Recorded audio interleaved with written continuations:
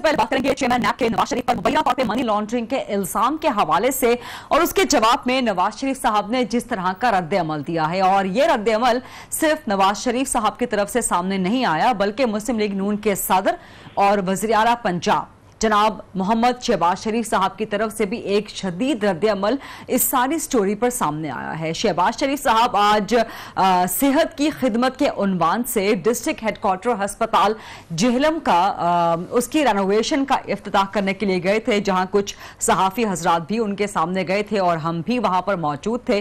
शहबाज शरीफ साहब से खासतौर पर बहुत से मामलात हवाले, इलेक्शन नजदीक आ रहे हैं, तमाम की तमाम हुकूमतें चाहे वो सूबाई है चाहे वो विफाकी है, इन्होंने तरक्याती कामों पर अपनी कारकर्दगी मजीद तेज कर दी है। और यही वजह है कि पंजाब भर के जितने भी सरकारी डिस्ट्रिक्ट अस्पताल हैं उनके लिए एक स्पेशल ग्रांट का इजाफा करते हुए हुकूमत पंजाब ने उन तमाम अस्पतालों का नक्शा, उनकी काया, उनकी परफॉर्मेंस, वहां मिलने वाली अवामी सहूलियात सबको अपग्रेड करने का फैसला किया है। और इस सिलसिले की पहली कड़ी आज डिस्ट्रिक्ट हेडक्वार्टर अस्पताल जेहलम में सामने आई, जहां पर 90 करोड़ रुपए की लागत से हुकूमत पंजाब ने, वज़ीर आला शहबाज शरीफ साहब ने इस सरकारी अस्पताल का नक्शा बदल के रख गया है।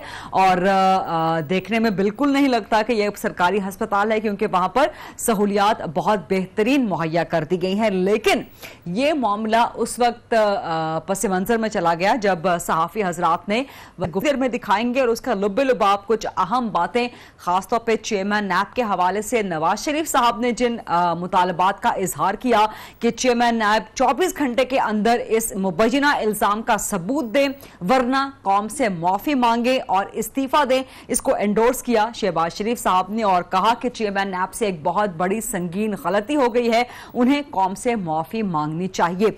उनसे खास तौर पे स्पेसिफिकली सवाल किया मैंने कि अगर नवाज शरीफ साहब को जेल हो जाती है, जो कि उनका मुस्तकबिल वाज़े नजर आ रहा है, तो उसके बाद नून लीग की स्ट्रैटेजी क्या होगी, वो भी आप सुन सकेंगे। और जाहिर है नून लीग ने आगे इलेक्शन में जाना है तो किसी ना किसी को उन्हें अपना जाना पड़ेगा।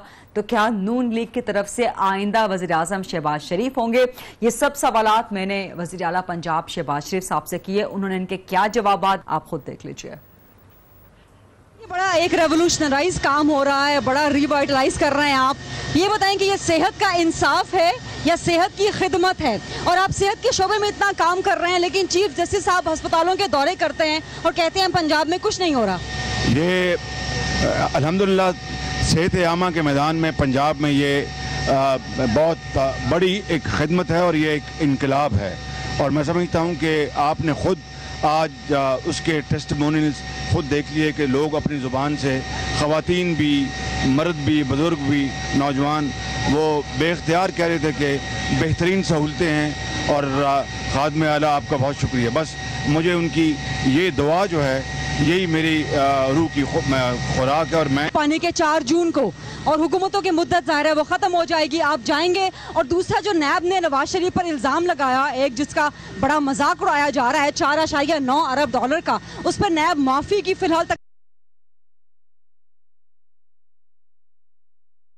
गया था। और अगर दोबारा आपने बुलाया, मुझे भी नोटिस मेरे तक नहीं पहुंचा, सवाल मैं देखूंगा और फिर उसके बाद अगर ना उन्होंने बुलाया तो मैं ज़रूर जाऊंगा और इंशाल्लाह काफ़ी और शाफी जवाब दूंगा इंशाल्लाह। और एक आखिरी सवाल, नवाज शरीफ साहब के खिलाफ नैब केसेस, उनको लगता है कि उन्हें लाजमन जेल में डाला जाएगा, चाहे वो समझते हैं कि उनके खिलाफ नाइंसाफ़ी हो रही है। आप अपने बड़े भाई, अपने ताहयात कायद, उनका सियासी मुस्तकबिल क्या देखते हैं? और अगर वो बिहाइंड द बार्स होते हैं तो फिर आप लीड करेंगे, आपका नैरेटिव लीड करेगा, वज़ीर आज़म शहबाज शरीफ होंगे? देखिए बात यह है कि हमें इन चैलेंजेस का मुकाबला करना है आइन और कानून के दायरे में रहकर। शहबाज शरीफ साहब की गुफ्तगू आप सुन रहे थे। इसी हवाले से प्रोग्राम में आगे भी बात करेंगे, खासतौर पे चेयरमैन नैब और नवाज शरीफ साहब के दरमियान जो एक शदीद तनाज़ा खड़ा हो गया है, एक कौमी बहरान की सूरत इख्तियार कर गया है। इस बहरान में से कौम कैसे निकल सकती है, इसको मजीद डिस्कस करेंगे after short break. Stay with us.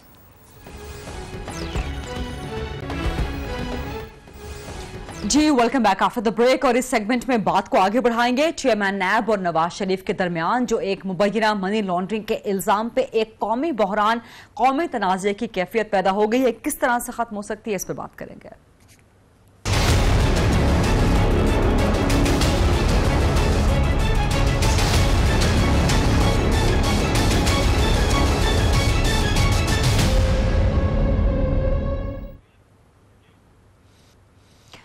Chairman नैब की तरफ से नवाज शरीफ साहब पर मुबैना तौर पे 4.9 अरब डॉलर्स मनी लॉन्ड्रिंग के जरिए भारत भेजने का इल्जाम, जिसके बाद ये साबित हो गया कि यह नवाज शरीफ साहब और चेयरमैन नैब, या ये कहा जाए कि नवाज शरीफ साहब और नैब के इदारे के दरमियान एक कौमी तनाज़ा, एक कौमी बहरान की कैफियत खड़ी हो गई है तो गलत नहीं होगा। और आज नवाज शरीफ साहब ने खुसूसी और हंगामी प्रेस कॉन्फ्रेंस करके चेयरमैन नैब को 24 घंटे की डेडलाइन दी है, अल्टीमेटम दिया है कि वो इस इल्जाम के सबूत सामने लेके आए और अगर सबूत सामने नहीं आते तो फिर कौम से माफी मांग के इस्तीफा दे।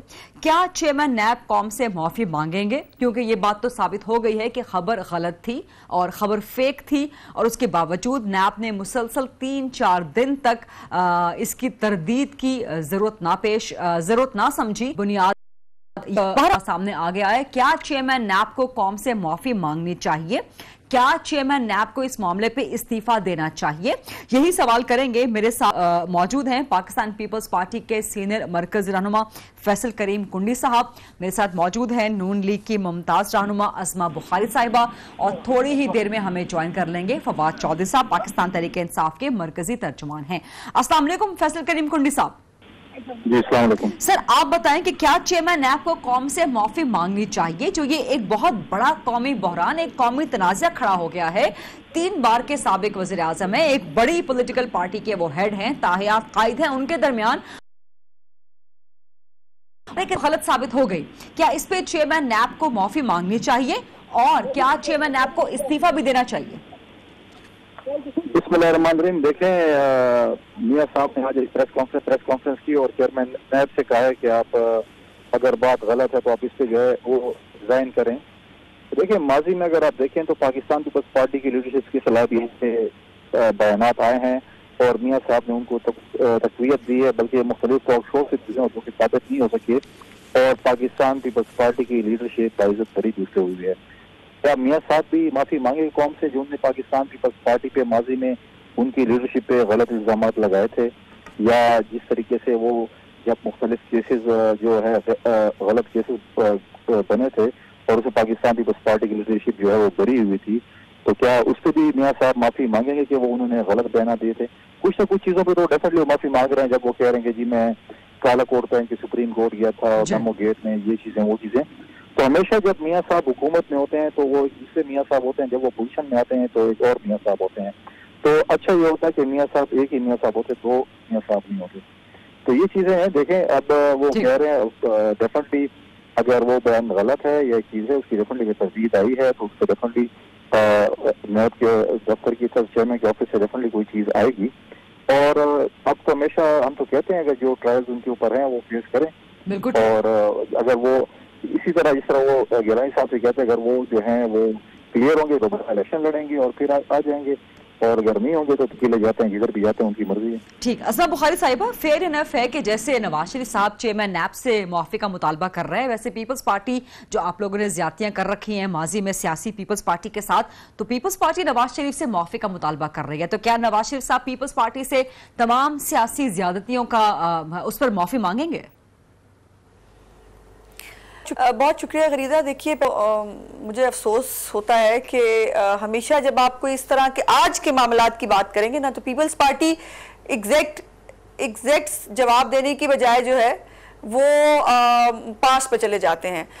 मियां साहब ने बहुत सारी माफिया पहले भी उन्होंने कहा जो ज्यादतियां हुई, और अगर सीओडी आपको याद हो तो दोनों पार्टियों ने एक दूसरे के साथ माजरत करके ही आगे बढ़ने के लिए सीओडी किया था कि जो मामलात हुए जिनका जिक्र कुंडी साहब फरमा रहे थे कि वो तमाम मामलात के ऊपर कहा कि ये नहीं होना चाहिए था और हमें एक दूसरे का आलाकार नहीं बनना।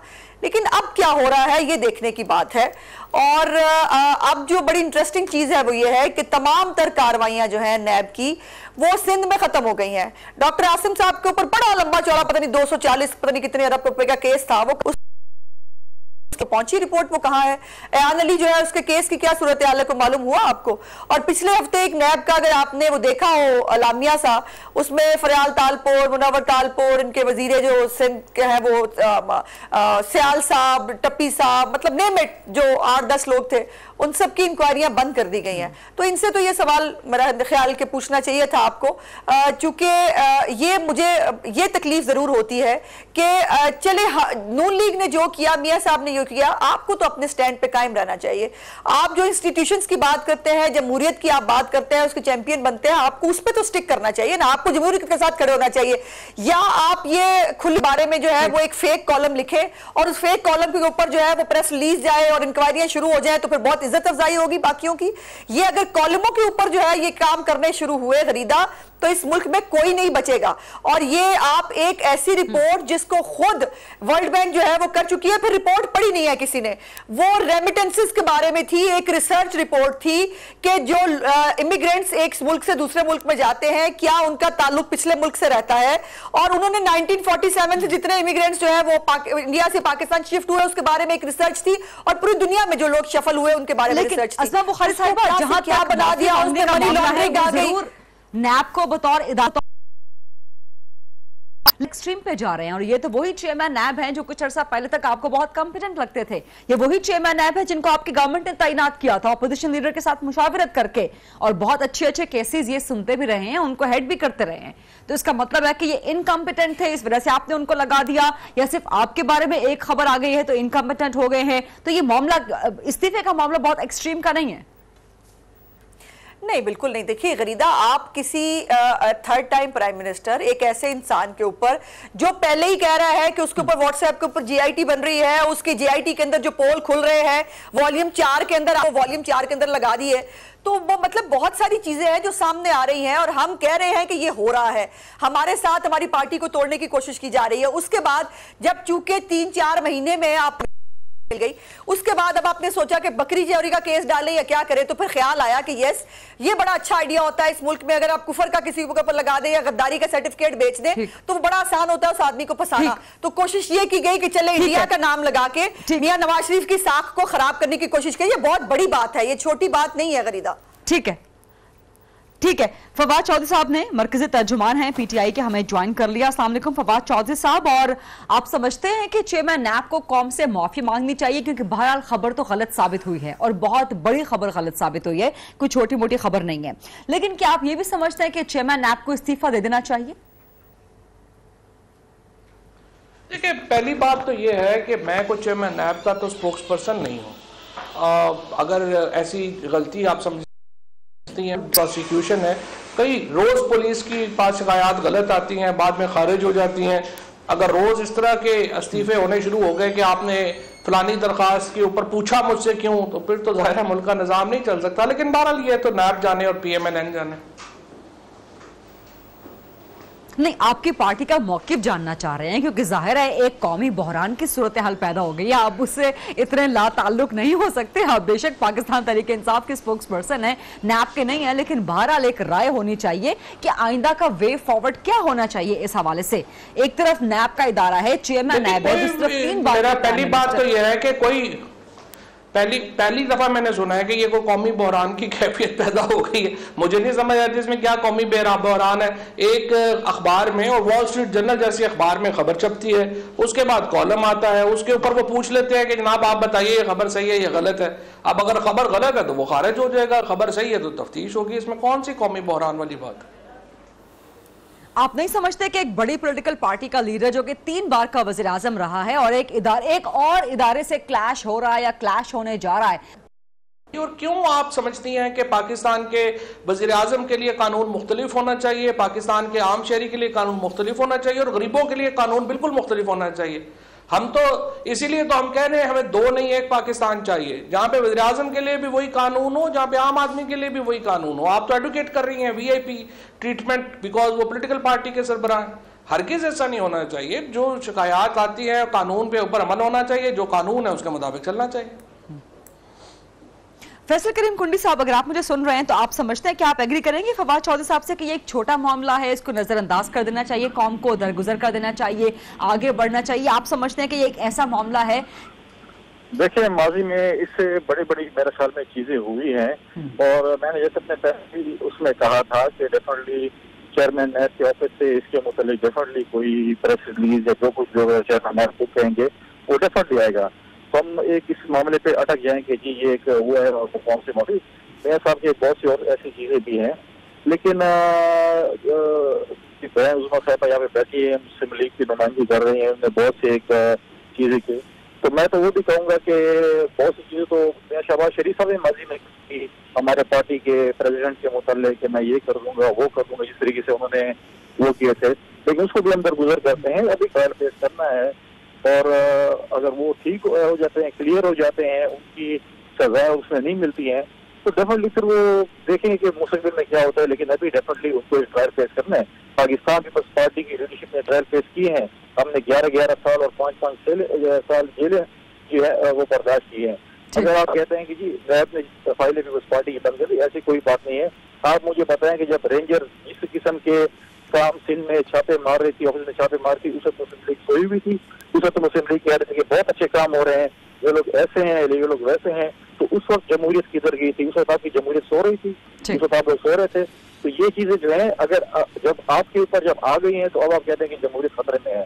जमहूरियत को कोई खतरा नहीं है। पाकिस्तान पीपल्स पार्टी का हर वर्कर, पाकिस्तान पीपल्स पार्टी का हर लीडर जमहूरियत के लिए जो भी कुर्बानी होगी वो देंगे।